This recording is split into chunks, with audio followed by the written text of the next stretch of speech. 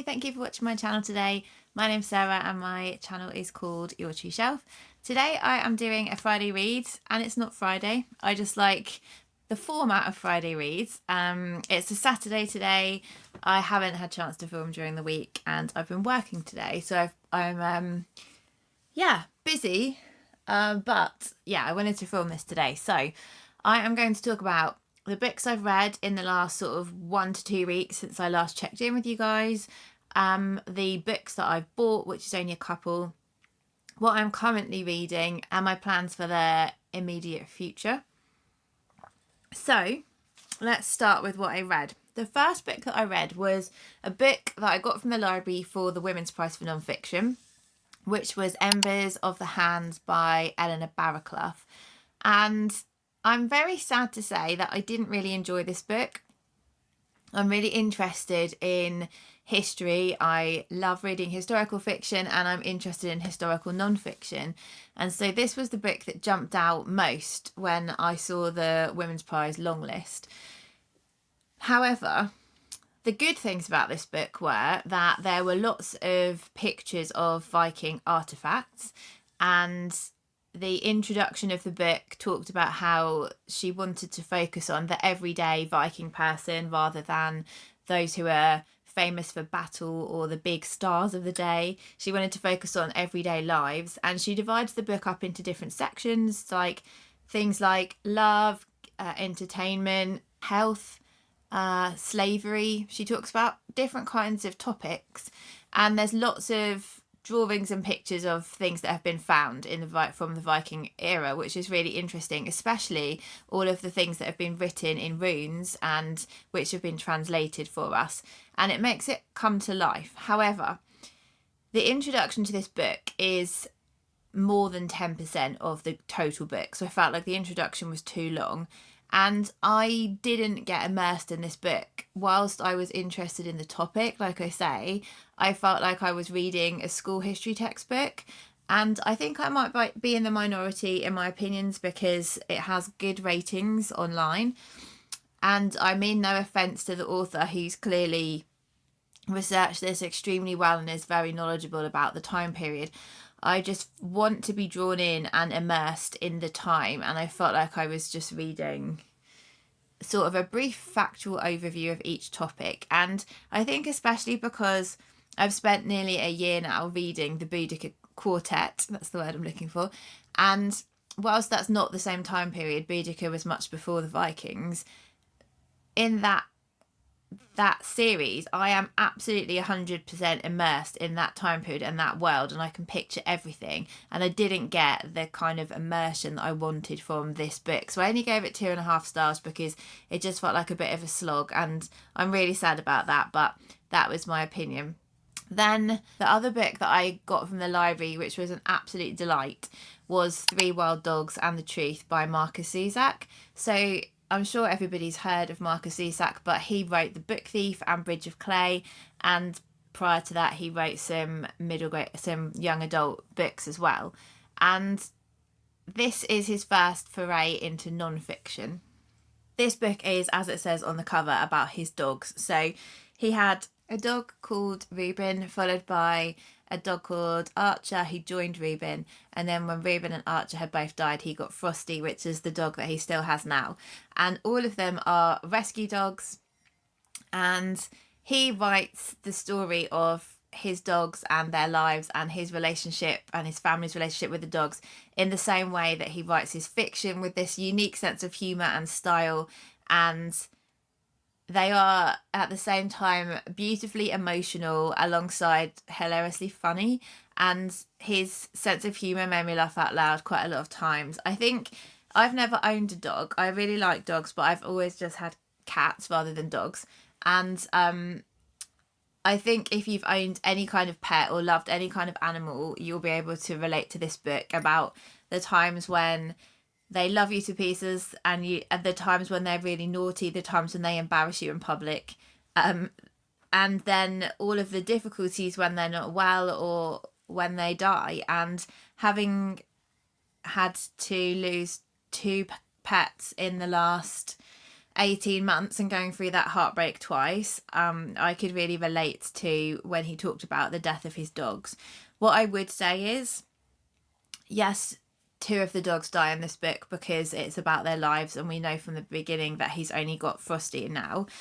He doesn't make it overly sentimental when his dogs die. He talks about the feelings and the grief and everything like that and how much he misses them, but he has still got some humour. Even in the last moments, he'll talk about something funny that happens, like one of his dogs, he's carrying him through to the vets and he accidentally catches the dog on the edge of the door frame, and then he just has to like think, oh my god, of all the times for me to do that. But it's kind of, he makes it humorous, and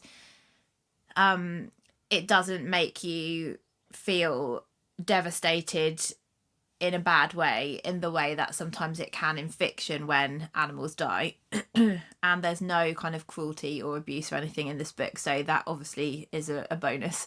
So even though I've been bereaved of 2 pets in the last, like I say, 18 months, I've found it this fine to read from that point of view. But I know everybody's different, so if you don't feel like you could read that, obviously don't.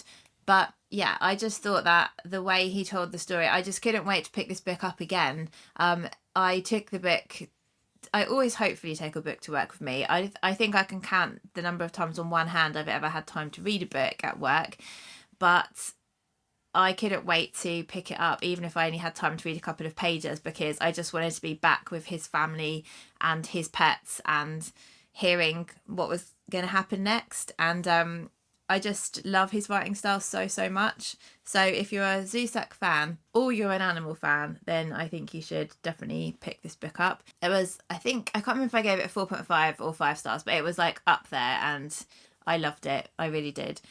And then the other book that I finished was one I was talking about reading previously, which was Doomsday book by Connie Willis. So this was a recommendation from Aaron. He thought I would like it, and I really did. It's a really long book, so I listened to it, and it was 26 hours. I think it's about just over 500 pages to read the actual physical book. It's a science fiction book from the 1980s, I believe. And it's set at Oxford University, I think it's Brasenose College, and it's following the history department, where they're able to send students or professors back in time to try and learn more about different time periods. And it's all done with computer programming, where they can open up a period of time, and they send someone through in this place called a net, and they have to try and get a fix on the time period. Sometimes it can be a little bit out, and they're sending this young woman called Kivrin through into the 1300s, avoiding the time of the Black Death. And she has to do an immense amount of preparation. She has to be able to speak Old English. She has to be able to ride a horse. She has to know kind of the customs and the socially accepted things at the time. She has to have the right clothes, and she has to have the right sort of skills, and she has to have signs that she's lived at that time period, like her skin can't be too soft, or those kind of things. Like, it's quite difficult to prepare to realistically go back into the past for her. And yes, they interact with people who've gone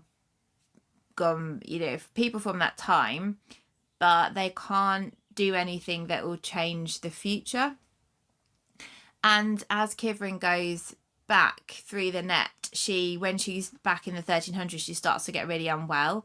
And then in the present day in Oxford, the guy who's controlling her time travel, he gets really unwell and ends up in intensive care. And so this is panicking everybody, because he's in charge of her going back. And also then he is the start of a pandemic in the present day. And it was, seeing as it was written 40 years before COVID, it was stunningly accurate to what happens in a pandemic, and medically, contact tracing, quarantines, restrictions in where people can go, all of that kind of stuff. It just felt like I was reading about COVID again. So it was at times a little bit close to the bone still. And so then we're trying to work out for most of the story, like, what is the link between Kivrin being in the 1300s before the Black Death and this pandemic that's going on that nobody really knows what's causing it in present day. And will Kivrin ever manage to get back to present day? Will she survive? All of those kinds of things. There is another book in this series, but it's not the same characters. I think there's the odd character who pops up again, but I think it's travelling back to the Victorian time. And I would really love to read that because Connie Willis's writing was so good. I was never bored in this book. And every time it went between past and present, it just made me like, oh, I wanted to know what happened to that person. And then when it would go back again, it would give me the same feeling. So I was really invested in both stories, not just one of them. And I gave that one 5 stars. I thought it was really good. And really happy to get that recommendation from Aaron. I also finished on audio this book, Turtles All the Way Down by John Green. So this is one of the oldest books from my TBR. I got this just when I had started watching BookTube, and I think it came out in like 2018 or something, 2017. So I started BookTube in 2018, so that's when I got it, and it's got a kind of pants front cover really. But I've read John Green once before with The Fault in Our Stars, and I really want to read the Anthropocene Reviewed because I bought that recently, and he's now got a book that's just come out about TV. And seeing as this was free on Libby, I thought I will give this a listen, and I'm really glad I did because it's really good. The premise of this book is that there's a guy called Davis Pickett who used to be friends with our main character Asa from the book, and Davis Pickett's dad is a billionaire and he's gone missing because he's wanted by the police and he did a disappearing act. And there's £100,000 reward, $100,000 reward if there's any information given which could lead to his arrest. So Asa and her best friend Daisy decide they want to get back in touch with Davis and then see whether they can find out any information which is going to lead to his dad's arrest. And they start doing this by going onto his land because they remember there was like a time-lapse camera in the woods in his land. So they have a look at the camera, they get found by one of the security people and taken to Davis, his son, and he's like, oh, I remember you from like years ago. And then he's obviously thinking, well, you only want to get to know me because my dad's missing and you're interested in the reward and stuff. So it's not the best start. But Asa and him, there's a kind of a side plot about them and their developing friendship. And the main thing that's the focus of this story is Asa's OCD and anxiety. And I found it incredible how well John Green has written about those things. So Asa has a fear of bacteria and she's always really scared that she's going to get C. diff, which is one of those mainly hospital acquired infections that you can get after you've had antibiotics, and it causes colitis. And she's really worried all the time that she's going to get an infection like that, and she always keeps thinking about bacteria and how many bacteria is in her body. And she has a therapist because she suffers so much with anxiety, and she has this cut. She keeps digging her thumbnail into the pad of one of her fingers, and she has a cut there which she has to keep checking the cut. She has it under a plaster. She keeps having to take the plaster off to look at it to see if it looks infected. And then she puts alcohol gel on it, which makes it sting, which every time she did that, I was like, oh, the stinging makes me like, ooh. And then she has to wrap it up again. And then she thinks, oh, what if I didn't look at it properly? She has to like take the Band-Aid off and look again, and then put the alcohol gel on again. And she has to keep doing this sort of ritual of checking this cut all the time. And it really interferes with everything for her in her life, the amount of anxiety that she has. And it's really hard for her mum because her mum just wants to help, but she doesn't really know what to say or what to do. And it just seems to make it harder for Asa every time, because then she feels guilty for upsetting her mum. And she does start to talk to Davis about what it's like, but we also get the perspective of her best friend Daisy, because it's really hard for Daisy too, because she feels like whilst Asa thinks she's a good friend, Daisy feels like she isn't, because she's just so obsessed with this bacteria and her OCD and anxiety that she feels like she doesn't care about her life. And so there's all of that sort of wrapped up in this book. So there is like the very sort of hints of romance, but this isn't a romance book. And it's more about what it's like to live with the condition that Asa has, which I found fascinating, because obviously I have patients that live with those things. And John Green didn't sugarcoat it, and he didn't dumb it down. And I really liked how he dealt with it, as he talked about the future towards the end of the book. And the end of the book is really, really amazing. Like, how he ends this book is really good. So I thought this was brilliant. I would say it was a 4.25. I think it would be super helpful for people to understand what it might be like to live with OCD. And I just thought it was a really, really, really good book. And yeah, I was really impressed. I thought it was better than The Fault in Our Stars. So that's that. So that's all the books that I read. And I will just tell you about the 2 books that I hauled. So one of them was Nesting by Roisin O'Donnell. So this is one of the books on the Women's Prize for Fiction long list. The shortlist comes out soon. I don't know what's happened. I normally get really into the Women's Prize list and plan everything I'm going to read and stuff. But I think because I'm just trying not to overwhelm myself with with too much reading, I have taken a little bit of a backseat with the Women's Prize this year, and I am interested to see what's on the shortlist, because it comes out only a month, or just under a month, I think, after the long list. So I thought, well, I may as well just wait for the shortlist. I really hope that Nesting is on there, and I hope the Ministry of Time is on there, because I already owned that. So then that would be nice that I could read those too. Nesting is, as I say, by Roisin O'Donnell, and I know it's a novel about domestic abuse, and this is about a woman called Kira who has 2 children with her husband Ryan, and it says on the blurb that one day she just on a whim decides that she's gonna get away from him because he's abusive, and she grabs her stuff and takes her children and flees. But then she's living in poverty in a bedsit and scared, and things are really, really hard, and Ryan is amping up this campaign to get her to come back home, and it's about what she should do. I don't know if she goes back to him or not, but I think again this book will give a lot of insight into what that's like, and it will help me to understand for, again, people who I come into contact with at work. And I also have someone really close to me who's been affected by domestic abuse, and so I always feel that anything that I can do to help other people in that situation is really valuable, and I think that this book will be quite powerful. And I've seen it's got excellent reviews. I think the average review is 4.48 stars, so it promises to be a good one. And the other one that I have bought was First Time Caller by B.K. Borison, which is a romance book. I do like the cover.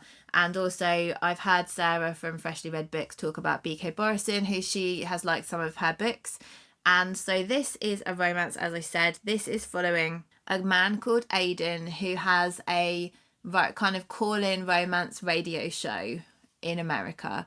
And he's kind of stopped believing in love, which isn't great for his job. And then this young girl calls up and says that her mum, Lucy, I believe, her mum, Lucy, is, I can't remember if she says she's looking for romance or she has a problem with her romance. And then this call goes is really popular and really discussed in the local area. And Lucy suddenly finds her love life kind of being discussed in public. And I think there's obviously some then interaction between Lucy and Aidan, and I'm guessing it will lead to a romance, but yeah, we will see. So that is the 2 books that I bought, and I'll just tell you what I'm reading now. I'm still reading Jim and the Hound by Amanda Scott, the 3rd in the Boudica series with Aaron. I've got this much to go, so I'm really nearly finished. It's still utterly incredible, and I've talked about this series over and over again, so I won't keep talking about it. But I just deeply urge you to read this series, which starts with Dreaming the Eagle. I am also still reading 13 Moons by Charles Frazier. This was my TBR spin pick for February, which was to read a book which was a cover by, and it is a stunning cover. I haven't really made hardly any progress on this because the library books that I'd ordered had come in and they overtook this, so I'm only like 130 pages or something into this book. So I'm like here. I'm desperate to pick this up again because it was so good and I can't wait to get back to it. It's just one of those times where everything's kind of interrupted what I was doing. And so I'm going to read some more of this afternoon because I really just want to make more progress with this one. And I'm listening to Dungeon Crawler Carl by Matt Dinniman. This book has been on so many channels that I love. And I think I first heard about it from Will and Ed over at the Brothers Gwyn, and I heard about it from Smitty, and I have heard about it from Thomas Howell, and I really keep hearing these amazing things, and it's got very high ratings on Storygraph. This is a category called Lit RPG, which means literary role play game, and so it's like playing a video game but in book form, so a bit like Ready Player One. And I do like video games. I've always liked video games, so I think if you're into gaming then you would like this, but maybe not so much if you're not a gamer. It's basically a concept of he is outside one evening or one night because his girlfriend's cat, Princess Donut, has gone outside, and he's gone outside to try and get her in when this event happens, which means that anybody who is indoors in any form in the whole world is instantly killed. And the earth changes into this system of dungeons, and anyone who is alive becomes a player in this game where you have to get down 18 levels through all these different dungeons, bosses, power-ups, all of the kind of things that you'd have in a video game.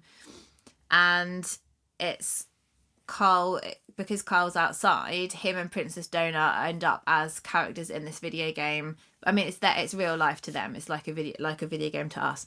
And it's so funny. So I heard that it's really good to listen to it on audio, and it's made me laugh out loud several times. It's very fast paced, it's very action packed, and we're getting to know little snippets of Carl's life as we go through and find out a little bit more about him. But he's also like battling day in, day out to try and survive, try and find out what the rules are of this new life for him, and try not to get killed. So yeah, it's a real good bit of fun, and I'm about a third of the way through that at the moment. So then my plans is the next little bit. So I've got another library reservation coming. This is the last library reservation I have, but I reserved this months ago, and this is Small Bomb at Dimperley by Lissa Evans. This sounds so good. I forgot what it was about, to be honest, because when I reserved it, it was such a long time ago. I'm just going to read the blurb out to you. It sounds so good. It's 1945 and Corporal Valentine Verthisset, aged 23, is on his way home. Home is Dimperley, built in the 1500s, vast and dilapidated, up to its eaves in debt and half full of fly-blown taxidermy and dependent relatives, the latter clinging to a way of life that has gone forever. And worst of all, following the death of his heroic older brother, Valentine is now Sir Valentine and responsible for the whole bloody place. To Valentine, it's a millstone. To Zena Baxter, who's never really had a home before being evacuated there with her small daughter, it's a place of wonder and sentiment, somewhere she can't bear to leave.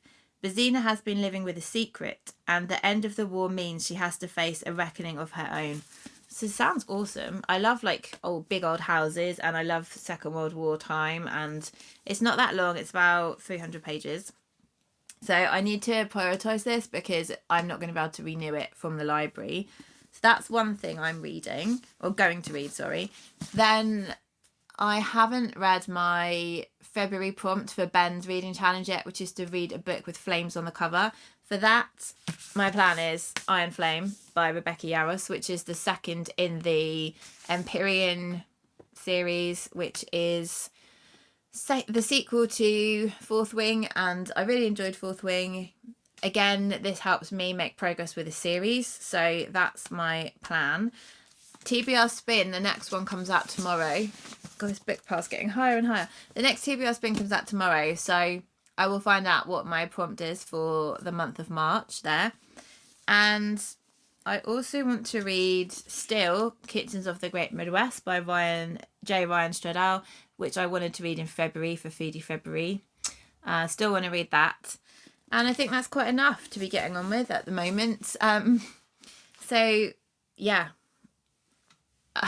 I've kind of got a bit swamped in books, and I'm just going to see what happens. That's all I can say. So anyway, I'd really like to know any books that you've recently read that you've really enjoyed, what your plans are, any things you're taking part in. Are you reading the Women's Prize? And if so, what do you think of the list at the moment? Anything like that would be lovely. I really enjoy any comments as long as they're kind. And I look forward to speaking to you all soon, and have a great week. Bye.